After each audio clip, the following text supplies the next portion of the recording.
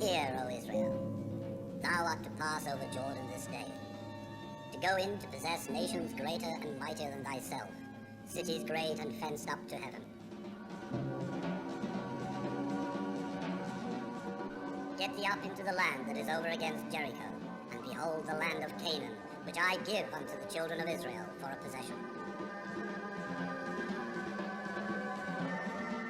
For the Lord thy God bringeth thee into a good land, a land of brooks and water, a land of wheat and barley and vines and fig trees, a land whose stones are iron, and out of whose hills thou mayest dig brass, a land that floweth with milk and honey, as the Lord God of thy fathers hath promised thee. For thou art an holy people.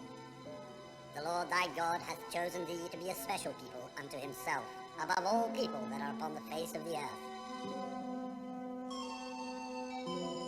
This God, the Lord God who gives away whole countries, is the God the English Bible called Jehovah. The land of Canaan that he gave to the Israelites was a tough little bunch of city-states set between Egypt and the Lebanon. But who on earth were these Israelites? There's almost no trace of them in the ancient world. You won't find a museum anywhere that has an Israelite gallery in it. Yet Israel's history, as it's written in the Bible, has become a part of Western history. So it's hardly surprising that generations of Westerners have been tempted to return to this ancient land, to look for their beginnings. You know, just behind me is the very mountain where Satan took Jesus and tempted him with all the treasures of the earth. And Jesus said to him, "Get thee behind me, Satan." Do you believe the Bible? Can you prove it? Well, we live in a scientific age, so people often ask scientists, archaeologists that question instead of priests. As if you could somehow go out and dig up bits of the Bible and prove God. Sort of digging up God, almost. A bit of a lumber, really. And if you believe in the Bible, people just think you're preaching at them straight away. You say, "I found a wall from the time of King Solomon," or something. It's a hopeless situation. But in actual fact, it's very important to compare scientific history and the Bible. I tell you why. Because it helps us understand something of the motives and methods of the ancient people that wrote it. And that's important for us, because their ancient words have such an effect on us still. Look, just down the road from here is the town of Jericho. It's a famous town, you know? The one the trumpets blew and the walls fell down. It's the first town the Israelites conquered when they entered their promised land. They crossed the waters of Jordan. They'd escaped from slavery. They had the Ten Commandments with them. Can you think of more potent symbols for our time and place? So sometimes it can be quite good to succumb to the temptation of trying to fit the Bible and archaeology together to see if they'll match.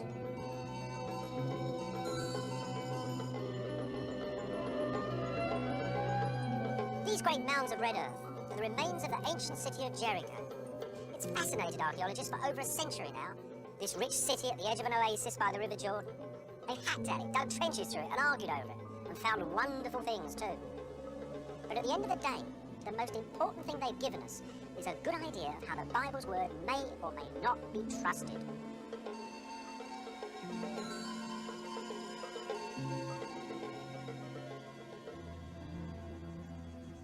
Even if the Bible had never told us that Joshua and his Israelites came through here, Jericho would still be one of the most famous cities on earth. To start with, it's the oldest city on earth, and it was built at the lowest point on earth. This stone tower, nearly 10,000 years old, is the oldest stone building in the world. When it was made, it stood on a plain. All these huge mounds of earth around it, archaeological strata, represent various cities that were built up through the ages. It's actually an incredible time chart of man's progress on earth. Somewhere in there, then, might be the dust of ancient Israel, perhaps even the Bible's characters. Joshua, Samson, David, perhaps King Solomon even, and his 1,000 wives. The archaeologists that dug out the tower continued their trench right to the outside of the city. And as they cut through the mound, they cut through the city walls of various ages, like the rings of a tree, getting ever later as they got to the edge. This is one of their walls here. One of the walls they uncovered. It's a rather unusual one, dates from about 1600 BC. See, it's got a nice shiny plaster surface on. Now these sort of walls came into existence just after chariots came into the area. What they were for, of course, was stopping charging chariots, because the chariots would skid on the shiny plaster and run off the wall that was at the top of them. Archaeologists were digging things like this up all over the place, but everybody was giving them different names. To some people, this was called a Hyksos wall, who were the people who attacked it. To other people, God knows, it was probably called a Joshuaite wall, or a Kenite wall, or an Adamite wall, or any sort of a wall. Usually biblical names, because the sponsors of the expeditions like that sort of thing. In 1922, the British decided to put it on a scientific foundation. The man in charge of the archaeological mandate of British Palestine, John Garstang, decided to name all of the strata in archaeological excavations after the scientific terms used in European museums. That is, Stone Age, Bronze Age, and Iron Age. So that everybody from that moment on had to call their various stratas after those three things. Now, the particularly interesting point was the point at which the Bronze Age met the Iron Age, because that was about 1200 BC, and that was the point at which the Israelites were supposed to enter ancient Israel, with Joshua and everything. Now, so far, Garstang's been completely scientific, but at this point he succumbed to the temptation of reading the Bible into archaeology, and instead of looking for that joint between the Iron Age and the Bronze Age, he went looking for Joshua and the invading Israelites. Good morning, brother pilgrim, pray tell me where you're bound. Tell me where you're traveling to on this enchanted ground. My name it is Old Pilgrim, to Canaan I am bound. Traveling through this wilderness on this enchanted ground. That morning, Joshua fit the battle of Jericho. Oh, yes, the whole crowd. Joshua fit the battle of Jericho, and the walls come tumbling down. That morning, Joshua fit the battle of Jericho. Oh, yes, the whole crowd. Joshua fit the battle of Jericho, and the walls come tumbling down.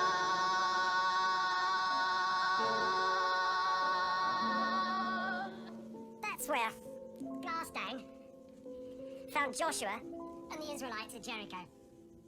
This, he thought, was a late Bronze Age wall. Look, you can see the beautiful big Bronze Age bricks, these lovely brown bricks set in the wall here. And notice how they're all tumbling away at the end. Reminds you of Joshua's 7 blasts from 7 trumpets at 7 circuits of the wall, and the walls came tumbling down, doesn't it? Actually, Garstang was a good archaeologist. He didn't believe in miracles. His suggestion was that there had been an earthquake. There are lots in this area, and the walls had tumbled down in a convenient earthquake. Well, he published his book, and it had a picture of this wall in it, and of the city that's behind the wall, and it said, the city of Jericho on Joshua's arrival. And everything seemed fine. The Bible and archaeology had been put together. There was one major snag, however. Years after Garstang worked here, somebody came back, Kathleen Kenyon. She was a very, very good archaeologist, and she had much improved techniques. And she proved, without a shadow of a doubt, that this wall was 1,000 years older than Garstang had thought it was. So it couldn't have belonged to the time of Joshua and the Israelites. She proved something else that was even more devastating too. She proved that the time that the Iron Age and the Bronze Age met, the time at which everybody was expecting the Israelites to get here, there was nobody living in Jericho at all. The place was completely deserted and had been deserted for hundreds of years. So at that moment, it looked like the Bible and archaeology would never meet. That story of Garstang's walls and Joshua and whether he was or wasn't there, it's been repeated hundreds of times since those days. All over Israel, in fact. People keep coming up with new walls, new evidence of Bible characters, and both the walls and the Bible characters get knocked down again in the following generations. It's an endless, endless argument. But the simple result of it all is the Bible cannot be taken as a reliable, obvious guidebook to the ancient world, or ancient history in this part of the world. The problem, then, is not whether or not the Bible is accurate, but how the Bible is accurate. What I mean to say is, the Bible is not an economic or a political history of part of the ancient world. What it is a history of belief. of God revealed to a nation and how they believed in him and didn't believe him. It's a history of sacredness and of faith. Now, the wonderful thing about modern archaeology is it's beginning to dig up that. That's not to say they're actually digging up God or digging up Jehovah, but they're digging up the circumstances in which that particular God first came into existence. In the dark recesses of the Cairo Museum is a great grey granite stela that holds in its inscription the first known mention of ancient Israel, and that in the year 1207 BC. The stela has a victory hymn on it, telling us about a war that Pharaoh Menepetar's army fought in Canaan. The fortress city of Ascalon is taken, it says. The fortress city of Giza is captured, it boasts. The fortress city of Yanoam is disappeared, no less, it announces. And then, and this is the good bit, the people of Israel lie desolate. Their seed is no more. Now, it's especially interesting that Israel is not called a fortress city, but a people. And in the great temple of Karnak in Upper Egypt by the Nile, there's something that bears that out exactly. A few years ago, a friend of mine found a wonderful visual footnote to the Israel stela. He found it on this unlikely-looking wall. See that stela there? It's a very, very important historical inscription. And the scenes on either side, everybody had always thought were part of that story, the same story that this great historical text told. My friend found there was something different. He found they were from the reign of King Menepetar, the king of the Israel stela. You'll see, there's the king attacking fortresses. There's the chariot, there's all the dead people underneath the chariot, and he's attacking a fortress. And even that mess underneath, that's another scene and another fortress. And here, the same king attacking another fortress. Ascalon it is, one of the towns named on the Israel stela. And here is a guy chopping the doorway down, somebody lowering their dead child with one of Pharaoh's arrows stuck in it off the battlements, and all the people praying for the king to stop. So we have three towns, just the same as we do on the Israel stela. Up there, being crushed by Pharaoh's chariots and the Egyptian cavalry, is a Bedouin tribe, which, if my friend is right, is the same Bedouin tribe mentioned on the Israel stela. In fact, they're the oldest known pictures of the ancient Israelites. This is the ancient city of Megiddo, one of the first Canaanite cities, so the Bible tells us, that was captured by Joshua and the invading Israelites. Perhaps the same Israelites that are on that temple wall at Karnak. But you know, archaeologists working here haven't found a single trace of them.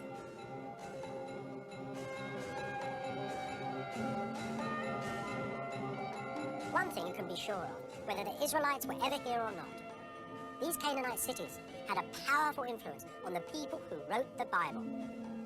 And you can see them right through Israel, right through Syria too.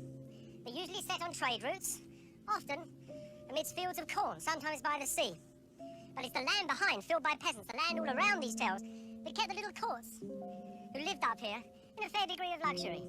There's a lovely, lively little drawing of one of these Canaanite courts, and it's cut onto a slip of ivory from the tusk of a Syrian elephant.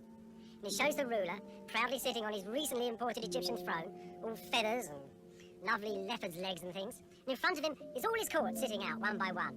There's a musician plonking away on his lyre. There's the inevitable spirit carrier standing there. Behind him, the captain of the chariots. They loved chariots and used to go chariot racing. A lot of their wars were in chariots. Now, it's a lovely little drawing, but it's not great art. Canaanites never really made great art. But there's one way in which they influence us down till today, and that's through their literature and through their religion. And through those two things, they influence the Old Testament and Judaism, Christianity, and the Bible.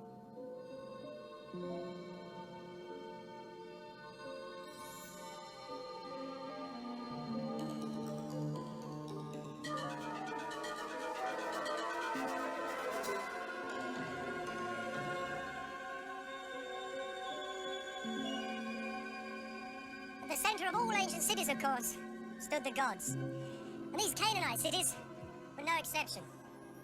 In fact, they were built around even more ancient, high places. That is, hills that from time immemorial have been regarded as sacred, certain spots on them as holy spots. And this is one of them. The most ancient sanctuary of Megiddo, the high place of Megiddo, the heart of Megiddo. Or as the Bible calls it, Armageddon. In other words, this was the theatre, perhaps the stalls, from which you could watch the end of the world. Now, there was another one of these Canaanite high places in Jerusalem. And that was the seat of another god, Baal-Zephon. And that becomes the Christians' Mount Zion. When the archaeologists were digging here, they found the top of the altar covered in burnt bones. Animals were sacrificed on this altar in great quantity and then burnt. The offering was called Olah. It's where the Bible's word Holocaust comes from, the burnt offering. Now, this was put up probably about 3,000 years before Christ. Before long, Megiddo became quite a rich town, and they built this great temple behind the altar for more elaborate rituals for the gods. Consider for a moment what you've got here. You've got a place for burnt offerings. You've got the temple itself. Inside the temple would have been a place for washing, and you have its Holy of Holies. Now, these are exactly the same elements that you find in King Solomon's temple in Jerusalem, thousands of years later. That too had its burnt offering, it had its brazen bowl as big as the sea, and it had its Holy of Holies. King Solomon's name, incidentally, contains the name of a Canaanite god, the god Solom, the god of the evening star. Now, it might not look much at the moment, but it was home for a Canaanite god. Actually, in its day, it was a great black building with tiny little slits, and the shafts of light came down here on these two great columns. Certainly not as grand as ancient Egypt, is it? But when these temples were found, they had beautiful little incense altars along the front.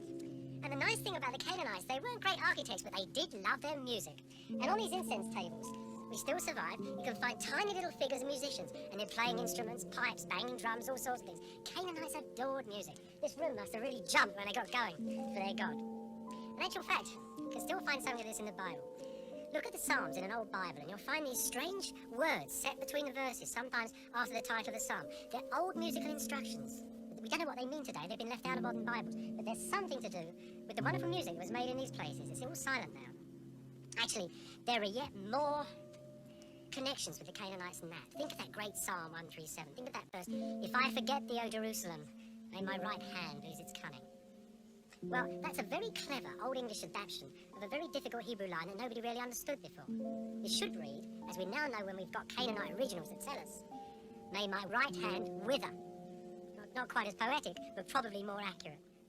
Now, I'm not saying that the Old Testament is all Canaanite literature. What I am saying is that traditions of Canaanite literature are very strong in the Old Testament. Just as the Bible says, ancient Canaan was destroyed. Archaeologists have found all these cities burnt and ruined. But they've also found that this wasn't done by the Israelites, but by a lot of other people, a great mass of tribes coming down from the north. And once again, at Thebes in Egypt, you can see pictures of them. Because after they destroyed Canaan, these same tribes went on to attack Egypt. And in the end, only the Egyptian armies were strong enough to stop them.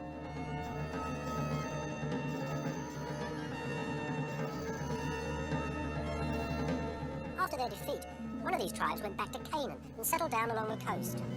The Egyptians had called them the Peliset. The Bible knows them as the Philistines, the mortal enemies of ancient Israel. About 100 years after the Egyptians had repulsed that terrible invasion, a priest set out from Thebes to go to Lebanon, sailing right up the Mediterranean coast to buy some cedar wood for his temple. In the course of his journey, he stopped here, on the coast at Dor. Now, by this time, the Canaanites were no more. This was not the land of Canaan. The coastal area was called Philistia, our Palestine, and the Philistines lived here. Those same people who had attacked Egypt had sort of broken back like a great wave and settled along the plain, built big, strong cities. They found that all this wonderful coastline was made of petrified sandbanks, and they were able to cut into it quite easily and make all sorts of harbours. Some of the oldest slipways in the world are still here. The Philistines had brought a completely new culture and completely new religion to this land. When they moved about, of course, they only had mobile things they could carry. Splendid swords, fine helmets, all the sort of paraphernalia of mobile peoples.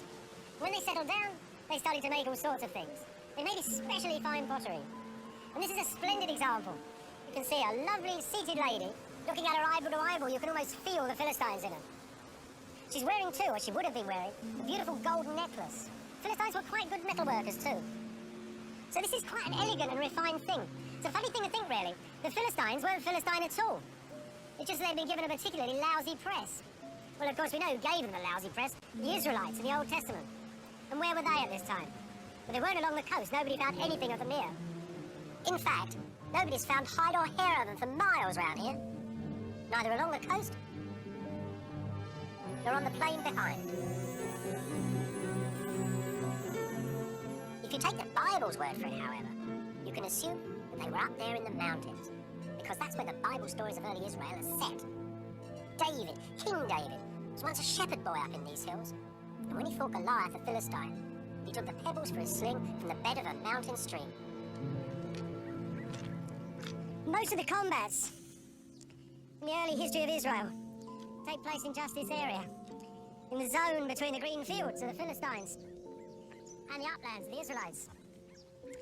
In David's stories, you can see it all very well laid out for you. Chalky mountains with caves where kings and things can hide in.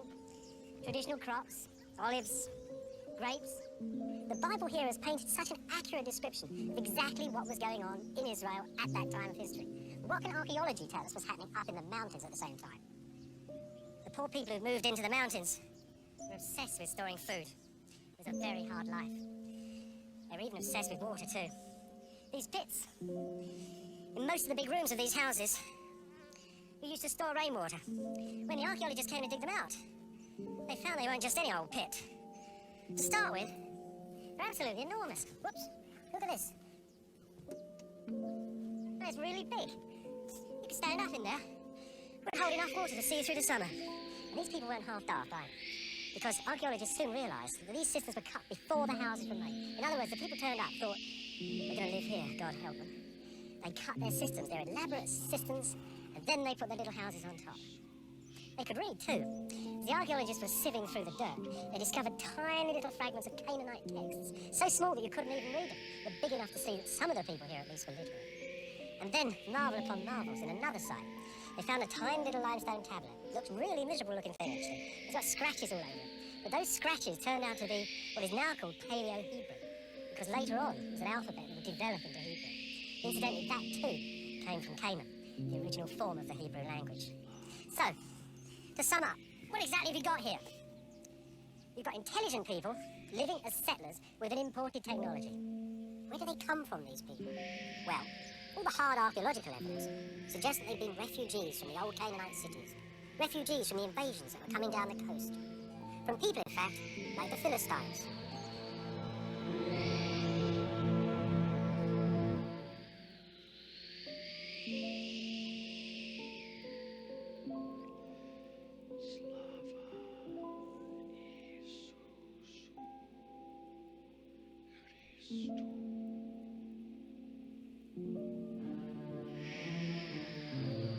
So here we are, up in the hills, looking for the biblical Israelites. And what have the archaeologists given us? Little groups of refugees, living in small, open settlements. Modern archaeology has begun to reconstruct the lives of these ancient people. And if you do that, you start to come up with an amazing coincidence between scientific theory and the words of the Bible. Look, supposing these people had to fight off a Philistine invasion, or supposing they wanted to go down to the plain and fight for better land, they'd have obviously needed to form themselves into a coalition. So who runs the coalition? Well, they're really too poor to pay taxes to any central authority, I think. The Bible tells us that the people who lived up here weren't too keen on kings. And there's another thing too. In the ancient world, abstract ideas are very, very few and far between. The word coalition, for example, is one that an ancient person could not have got his mind around. He could have got his mind around the idea of king, or he could have got his mind around the idea of God. So let's have a god of coalition. Let's pretend there was a big god up here that was a god of coalition, and the priests of that god preached that everybody had to join in this coalition, and the country would therefore be strong, would have a strong army, there would be prosperity, but if anybody dropped out of the coalition, then there would be disaster, defeat, and all the rest of it. So there would be travelling priests, and they would go around, and the travelling priests would hold the identity of the god, and the religion would all be based upon the idea of oneness, of a joint identity shared, and of an identity which was sort of bounced off against the neighbours, that it was different, peculiar only to them, and somehow very strong. Well, of course, that is exactly the situation in the earliest parts of the Old Testament in the history of Israel. The travelling priests are the biblical prophets, and the god of the coalition is Jehovah, whose Ark of the Covenant, the rules of the coalition, the 12 tribes carried into battle. You know, here, you can almost dig up God himself.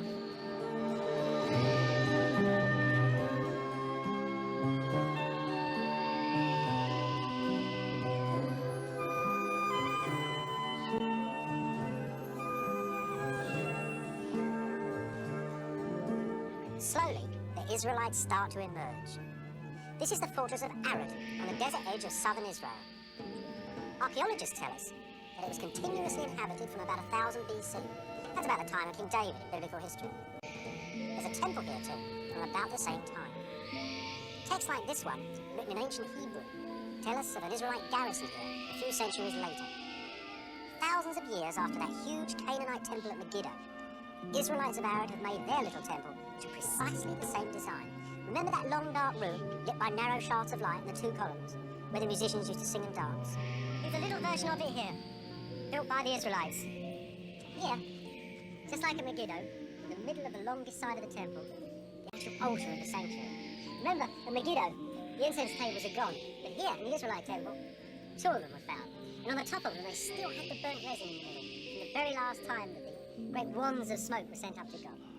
Behind there, of course, the Holy of Holies, the high shrine. You remember, in the Bible, the prophets were always getting angry with these high stones that are set up and throwing them over for the glory of God. Well, they wouldn't have thrown these ones over, because that over there was where Jehovah himself lived. Even when you come out of the sanctuary, when you come into the courtyard of the temple, the resemblance to the biblical temple of Jehovah, Solomon's temple, is very strong. This is the same sort of courtyard as the 5 books of Moses describe Moses building in the deserts of Sinai itself. This is called the outer court. And over here stood a great water basin, the lava as big as the sea, they say in the Bible, where the priests washed their hands before they went into the Holy of Holies.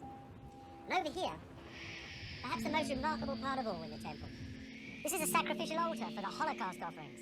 Remember, the one at Megiddo was big and round. Now this is built strictly according to the laws of Moses. That means it has to be 5 cubits long exactly. 1, 2, 3, 4, 5. 5 cubits exactly. So here you see, you've got an Israelite temple built according to the oldest rules of the land that go back thousands and thousands of years. But now, an Israelite temple dedicated to Jehovah himself. And he was quite a different kind of God. You see, other ancient gods were often gods of parts of things. They're gods of medicine, gods of mathematics, gods of life, gods of death. You could say that the science of understanding the world had consisted of dividing it up into bits and giving each bit a different name and a different god. Now, Jehovah was a god of gods, a king of kings, the Bible tells us. He was the god of everything. He was the god of the universal creation. So he was the god of the beginning, the end, of life and death, medicine, physics, geophysics, every area of experience that you can think of. What we call religion, then, that bit in the church, that bit in the Holy of Holies, is what the ancient people would have just simply thought of as the ineffable mystery at the centre of things. Herod's temple is contrary to Jehovah's law, which says that Israel must have but one temple, and that in Jerusalem. The Bible says that David took Jerusalem for Israel and named it the City of David. It also tells us that David's son Solomon built a temple there, a home for Jehovah to hold the Ark of the Covenant. Yet outside the pages of the Bible, there is no evidence at all that King David or King Solomon ever lived. No record from the early days of Israel has ever been found that mentions either of their names. There is the Bible, and there are myths, and there's nothing else. Yet today, archaeologists are excavating the site of the most ancient city of Jerusalem, which they are calling the City of David. Sad to say, it's not only David and Solomon that don't exist. At least they don't exist in scientific history. It's also really all of ancient Israel up until that time. Look, I'm standing in David's own city, the ancient city of Jerusalem. I can't say to you that any of these walls were made by an Israelite. They could have been made by a Bronze Age person. The culture's continuous. Even the pottery these people from the early Iron Age, who we call the Israelites, made, even their pottery is a continuation of previous traditions. There's very, very little here. And yet people so desperately want David and Solomon and glorious Israel. All this memorialisation of what is really an Iron Age village is proof of that. Christians and Jews alike desperately want this place to live. All the evidence I've been giving you is really circumstantial. It's saying, look here, this is what the Bible shows you. This is how it could have been. When I first came to Jerusalem, I went to see one of the leading archaeologists here. And he asked me why I'd come. I said I'd come to find the Israelites. And we both burst out laughing because we both knew that, in fact, it was a very, very difficult thing to do. But in the end, I found them. At least I think I did. I didn't find them here in the walls. I didn't find them in the pottery. I found them in something so obvious that I'd overlooked it.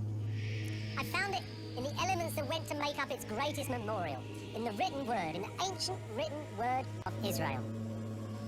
Until a few years ago, the written Hebrew word from the time of ancient Israel, the time of Chronicles and Kings, was very thin on the ground. There were just a few ancient seals inscribed with the name of the scribe who used it.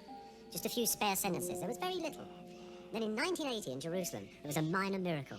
Somebody actually discovered a Bible text, dug it up. And it was such a text. It was actually written just as the prophet Jeremiah said, on sheets of silver inscribed with a pen of iron, tiny little plaque. And here it is. It's actually a fragment of the oldest Bible text in the world. When it was found, it wasn't laid out like this. Those little cracks that run across it are the results of a very careful unrolling by the conservators. Originally, you see, it had been written on and rolled up very tightly and string passed through it. And it was probably worn on a child's neck. When they started to try and decipher this text, because I don't know if you can see, but it's very difficult to read indeed. The very first word they were able to read was Jehovah. They read it actually 3 times on this plaque before they could read anything else. That was exciting in itself because it was the oldest occurrence of the name of Jehovah in Jerusalem. That is 6th or 7th century BC, Jehovah had come back to his own city. It's actually a part of the book of Numbers. It's the priestly benediction, the words that Jehovah gave Moses to give to Aaron the priest and his sons, the blessing for the children of Israel. May the Lord bless thee and keep thee, may he make his countenance shine upon thee. You know, it's the prayer that's recited every day in churches all over the world. It's a prayer, incidentally, that my headmaster used to use at the end of every term to dismiss his boys from his school in deepest Surrey. When I told that story to the Israeli who excavated it, he laughed and said to me, yes, when he was a little boy, his father had come back from the synagogue, put his hand on his head and recited the same benediction.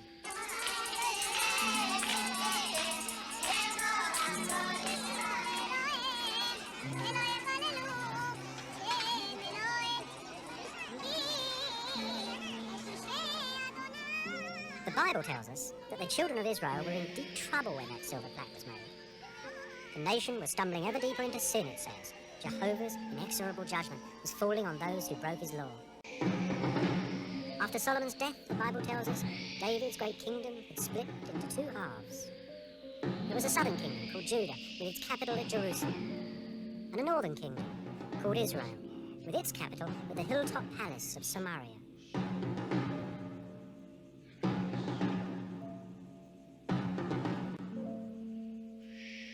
Bible history and Israelite archaeology finally joined together here at Samaria.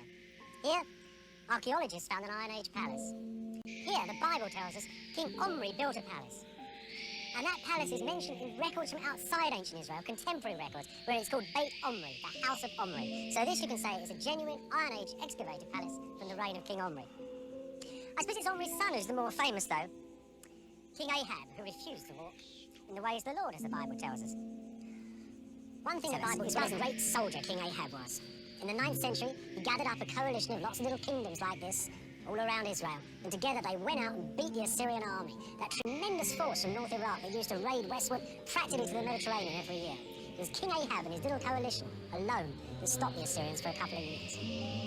Anyway, Ahab and his friends certainly hadn't stopped the Assyrians for good. They kept on coming down into Israel year after year, just like a wolf on the fold, as they say, taking tribute and prisoners, destroying cities. And that, in 701 BC, was the sorry fate of the city of Lachish to the south of Jerusalem. Lachish must have been a hard nut for the Assyrian army to crack. These scenes celebrating the victory were taken from the central room, the very throne room of an Assyrian palace. And here's all the claustrophobia of hand-to-hand fighting. The ramps, the siege engines like funny tanks, the archers, the sappers, and the poor old Lachishites up their battlements fighting for their lives. In the Bible, the prophets bewail its fall. Here, as the people leave their city for the last time, they pass the elders of their town impaled, stretched out, flayed upon the ground. So here's Lachish's families, with their lady carts, their women and their children, and a few pots and bundles. The eternal refugees with their carts leaving their land. The first time you'll see this scene in history. But it must have been a common enough sight at that time, on the roads that led eastward, from the cities of Israel and Judah to the lands of Assyria and beyond.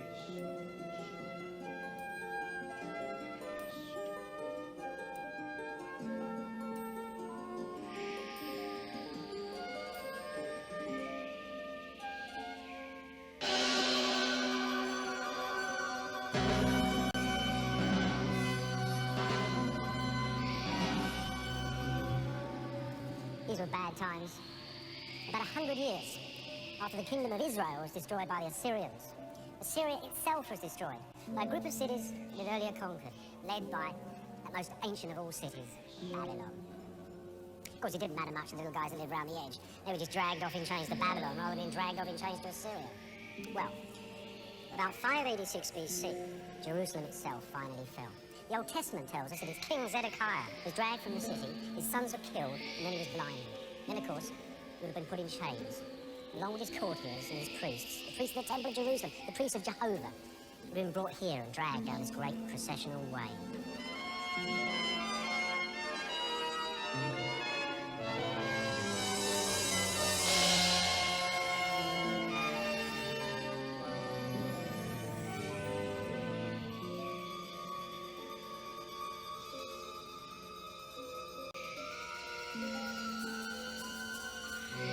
These, then, are the gates of Babylon. The very gates that swallowed up what was left of poor old ancient Israel. The great whore, the scarlet whore. The prophets call this city in their curses, and they call it that because here it was that Hebrew was almost forgotten as a spoken language. And here it was that some of the Judeans took up worshipping foreign gods. They must have seemed to some of the other Judeans in their little ghetto in this huge city that their history, the history of ancient Israel, had come to a full stop. That Jehovah had created them, that they had lived, and then they had died. Their history then had become a finite thing. They must have looked back over that history and seen that when they actually kept to the covenant, they did okay, that Jehovah smiled on them. But when they started to break the covenant and fall into sinful ways, their kings died, and finally their country was smashed and they were led into exile. And it seemed too that they needed to write this history down, all of it, in the light of this new experience. Because after all, it was a history of divine providence at work on earth. Now, most of these other little princes, when they come here in chains, have been told to bring the city gods, their country gods, with them. Now, the Judeans obviously couldn't have brought Jehovah. He wasn't about to be put in a box and carried anywhere. So they brought the temple treasures in Jerusalem, which the Babylonians put in their treasury. And they must have brought some sacred writings too, because the Bible, the Old Testament, actually mentions all these writings which were around in the time of ancient Israel. There were lists of laws, talking about sacred books. There were histories, hymn books, all sorts of wonderful things. This it was that they would use to make their history, the history of this country, their country, which had somehow seemed to stop. They didn't want to write an archaeological history. They didn't want to write a scientific history.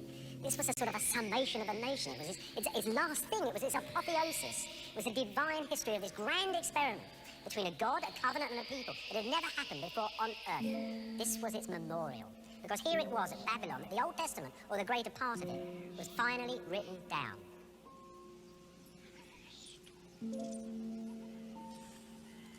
Listen to this. I sit in one of the dives on 52nd Street, uncertain and afraid. Now, to this. By the rivers of Babylon, there we sat down. Yea, we wept when we remembered Zion. If I forget thee, O Jerusalem, let my right hand forget her cunning. They're both, of course, poems by exiles. The last one, Psalm 137, written by an Israelite, by the waters of Babylon. The other one, by W.H. Auden, English poet, September the 1st, 1939, just as the Second World War was breaking out. Now, that poem, as it goes on, the Auden poem, is full of very specific references. And you have to really know that the war is breaking out. You have to know Auden, the young man, in a foreign country, that he's deliberately chosen to leave. There's a whole set of literary references which make the poem really hum. And the more you know about them, the more the poem hums. Psalm 137, we know so little about those Israelites by the side of the waters of Babylon, that really the references we have can only be of the most general. Now, supposing Auden's poem had been written a couple of thousand years ago, and historians were trying to, make some sense out of it, put it all together. You can just see the word dive, for example. It caused terrible problems. Archaeologists would go to New York looking for diving boards on 52nd Street. Or somebody would publish a street map of New York with a couple of graffiti that might have some special moral reference. That's the sort of condition we're into with the Bible. There is, of course, one basic condition those two poems both share, and that really is the quality of nostalgia. Because the Old Testament, being put together after Israel's history, is looking back on ancient Israel, and it sees the land through somebody's mind's eye, through somebody's sad mind's eye. So you get visions of every tree and every stone of Israel as the scribes go for walks across its country and its pages. And every land purchase of Israel is delicately recorded. Every time, say, Abraham buys his burial ground from a Hittite, or Jehovah grants the land to the patriarchs, very carefully recorded. Huge genealogies to make sure that that careful recording comes right up to date, so if the exile should return home, they would know exactly where their land was, the land they bought, the land they remembered. So, this exile has a most profound effect upon the Old Testament and its writing. They're looking back to see what went wrong with their contract with Jehovah. So they're remaking their own history. You get a slow slide. It's a tragedy from the high days when there's high morality and a slow slipping away from the covenant. And if you add that If you add that quality to the tremendous cultural contraction that must have happened in Babylon, the Jews fighting for their identity in this vast old city with lots of other little people all around them, then you get perhaps the basic ingredients of the Old Testament as you see it now. You get nostalgia, you get this absolutely rigid adherence to the idea of the race, the Israelite race, and you get also this tight examination of history and how Jehovah worked with it and how they have somehow fallen from grace. And that is why that early part of the Old Testament gives you this amazing romantic evening glow of history with heroes like Samson, with David and wise men like Solomon, all these fabulous people living in a fabulous long ago land. Israel.